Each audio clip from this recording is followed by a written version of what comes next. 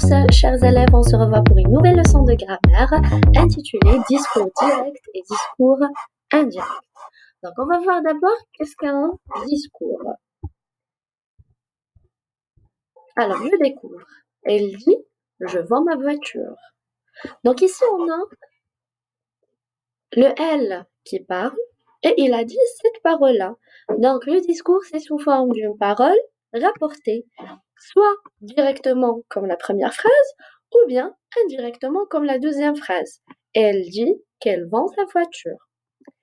Donc les deux, ils sont des paroles rapportées, directes comme la première phrase, indirectes comme la deuxième phrase. Maintenant, quelle est la différence entre les deux? Observez bien. La première différence qui est totalement claire, c'est le deux points et les guillemets. Ensuite, on a ici la première personne du pluriel, parce que c'est la personne elle-même qui parle. Mais dans le discours indirect, on a ajouté le que, on a supprimé les deux points et les guillemets, et on a changé le je par elle. On va voir pourquoi dans ce qui suit. Alors ici, on a elle, c'est le sujet. Dire, c'est un verbe de parole et c'est un verbe introducteur. Je vends ma voiture, c'est le discours direct, c'est la parole rapportée directement. La même chose ici, on a le sujet, le dire, le verbe de parole ou bien le verbe introducteur, et on a la parole dite indirectement. Donc la première phrase, c'est un discours direct, la deuxième, c'est un discours indirect. Maintenant, passons on récapitule. Donc parole rapportée ou bien discours rapporté, discours direct, les personnages parlent, donc c'est le personnage lui-même qui parle. Les paroles sont rapportées sans modification et marque lexicale, on a les verbes de parole et la ponctuation spécifique, les deux points et les guillemets. Dans le discours indirect, le narrateur rapporte les paroles des personnages. Bien sûr, il y aura des modifications parce que ce n'est pas le personnage lui-même qui parle. Et on a les marques lexicales comme les verbes de parole et que, et d'autres moyens aussi qu'on va découvrir par la suite. Maintenant, on va voir comment passer du discours direct au discours indirect. Il annonce « Je vais voyager à Paris ». On a « il », c'est le sujet. Annonce, c'est le verbe introducteur conjugué au présent de l'indicatif.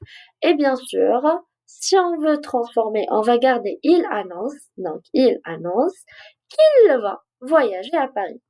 Ici, on a supprimé les deux points et les guillemets et on les a remplacés par « que ». Et on a supprimé le je et on l'a remplacé par il. Parce que ici, c'est le narrateur qui parle. Donc, il ne va pas parler au nom de il. Il va parler de il. D'accord? Donc, ici, si on remplace il par un nom, par exemple, on dit Ahmed. Ahmed annonce, je vais voyager à Paris. Donc, c'est Ahmed qui parle. Mais dans le discours indirect, c'est le narrateur qui parle. Il ne va pas dire je parce que le narrateur n'est pas lui-même Ahmed. Donc, Ahmed annonce qu'il va voyager à Paris. Ici, puisqu'on a une phrase déclarative, on a remplacé les deux points et les guillemets par un que. On va voir les autres types de phrases. Prenons la phrase interrogative. Il demande, vas-tu au cinéma? Donc la même chose, on a le sujet il, demande, verbe introducteur au présent de l'indicatif, et on a la phrase, la parole est une phrase interrogative. Vas-tu au cinéma? On va remplacer maintenant les deux points et les guillemets par si, et tu, normalement il doit devenir je. Donc il demande si tu vas au cinéma. Donc les deux guillemets si, l'inversion de sujet devient normal, tu vas, et on supprime bien sûr le point d'interrogation. Maintenant, on va récapituler tout ça dans un tableau. Alors suivez, soyez attentifs, un peu de concentration. Si on passe du discours direct, on passe au discours indirect. Il dit j'ai faim. J'ai faim, c'est une phrase déclarative. Donc on va dire il dit qu'il a faim. On a utilisé ici le que. On passe à la deuxième phrase. Elle me demande est-ce que tu vas mieux? On a ici une phrase interrogative. Est-ce que tu vas mieux? On va la remplacer par si. Donc elle me demande si je vais mieux. Elle me demande qu'est-ce que tu fais? Ici on a le mot interrogatif qu'est-ce que? Donc ça va devenir ce que. Elle me demande ce que je fais. Elle me demande où vas-tu? Ici, on a le où, on va le garder, mais on va pas garder l'inversion de sujet. Donc, elle me demande où vas-tu?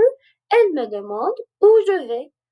Elle me demande comment es-tu? Ici, on a comment. On va le garder dans le discours indirect et on va avoir elle me demande comment je suis. Elle me dit fais tes exercices. Ici, on a une phrase impérative. Donc ici, l'impératif devient de plus infinitif. Elle me dit de faire mes exercices. C'est bon, c'est clair? Alors ici, dans le discours indirect, on choisit les mots soulignés selon le type de la parole. Si c'est déclaratif, c'est que. Si c'est interrogatif, ça peut être si, ce que, ou, comment. Selon le mot interrogatif utilisé dans la phrase, du discours direct. Si on a l'impératif, on va utiliser de plus faire. C'est bon? Maintenant, je vais passer aux indicateurs temporels. Alors, même dans les indicateurs temporels changent dans le discours indirect ou bien le discours rapporté indirectement. Avant-hier devient l'avant-veille. Hier, la veille. Aujourd'hui, ce jour-là. Demain, le lendemain. Après-demain, le surlendemain. Et ainsi de suite. Donc, j'ai encadré en vert les indicateurs temporels les plus utilisés. D'accord? Sinon, les autres, ils ont d'autres changements. Alors, vous pouvez les observer avant que je passe à la synthèse. C'est bon? Alors, pour synthétiser tout ça, alors il est important de noter que le discours est une parole rapportée directement ou indirectement par une personne, par un narrateur. Si on prend le premier exemple, Sarah dit je vais voyager avec ma famille, et la deuxième, Sarah dit qu'elle va voyager avec sa famille. Donc on a un discours direct et un discours indirect. Et bien sûr, pour savoir toutes les transformations nécessaires, il suffit de revenir au tableau qu'on vient de voir, le tableau de la transformation du discours direct au discours indirect et celui de la transformation des indicateurs temporels. Alors, je vous remercie pour votre attention et à très très bientôt. Au revoir.